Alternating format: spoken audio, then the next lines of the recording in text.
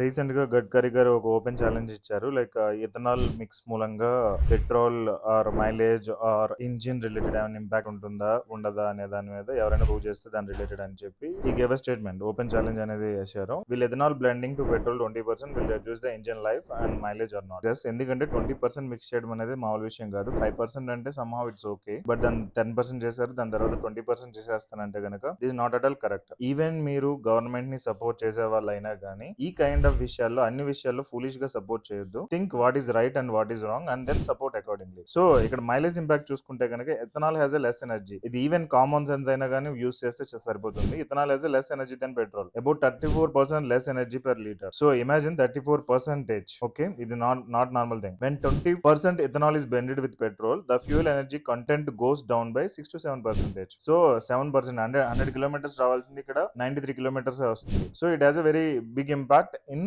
Bikes or even in cars. So ఇది one of the impact. రెండోది engine life impact. Ethanol is more corrosive then petrol and observe more water from the air. So more water observe చేస్తే ఏమవుతుంది? Rusting వస్తుంది, లేదంటే దానిలో injectors కానీ rubber plastic components కానీ వీటన్నిటికి ఇంపాక్ట్ ఉంటుంది బై డిఫాల్ట్ ఇక్కడ. Okay, so engine life time అనేది తగ్గిపోతుంది. ఇంజిన్ లైఫ్ టైం ఇంపాక్ట్ అయినా అవ్వకపోయినా దాని చుట్టూ ఉండే అదర్ చిన్న చిన్న కాంపోనెంట్స్ అన్ని కూడా చాలా ఇంపాక్ట్ ఇస్తాయి. ఈవెన్ ఒక చిన్న కాంపోనెంట్ చేంజ్ కి మనం మెకానిక్స్ తీసుకెళ్తేనే దానికి చాలా బిల్ చేస్తూ ఉంటారు. ఎందుకంటే వాళ్ళు మొత్తం లోపలికి ఇప్పి చేసి మళ్ళీ ఫిట్ చేయాలంటే చాలా ఖర్చు అవుతుంది. నెక్స్ట్ అదర్ ఇంపాక్ట్స్ మనం చూసుకుంటే కనుక ఎక్సలేషన్ పవర్ తగ్గిపోతుంది. అంటే మీరు రేస్ చేసినప్పుడు అది ప్రాపర్ గా వెళ్దు కార్ అని లేదంటే బైక్ అయినా కానీ. ఎమిషన్స్ అనేవి అయితే ఇది ఒకటి బెటర్, ఎందుకంటే ఎమిషన్స్ తగ్గుతాయి. That's good way. అండ్ మన ఫారిన్ ఇంపోర్ట్ అనేది మనకి తగ్గుతుంది. But at the same time cost of the petrol also should be reduced. ఆ కాస్ట్ తగ్గించకుండా సేమ్ అంతకు ముందు ఏదో ప్రైస్ ఉందో అదే ప్రైస్ ఈవెన్ ఎథనాల్ బ్లెండ్ చేస్తున్న ఇవ్వడం అనేది కరెక్ట్ కాదు. So government is getting the benefit అనేది కరెక్ట్ కాదు. అన్ని పెట్రోల్ బంకుల్లో కూడా వీళ్ళు ఆప్షన్ ఇవ్వాలి. లైక్ నాకు 10% ఆర్ 20% బ్లెండ్ ఉండేది కావాలా, లేదంటే ప్యూర్ పెట్రోల్ కావాలనే ఒక ఆప్షన్ ఇచ్చి కస్టమర్స్ ని చూస్ చేసుకోమంటే అది ఓకే. అంతే తప్ప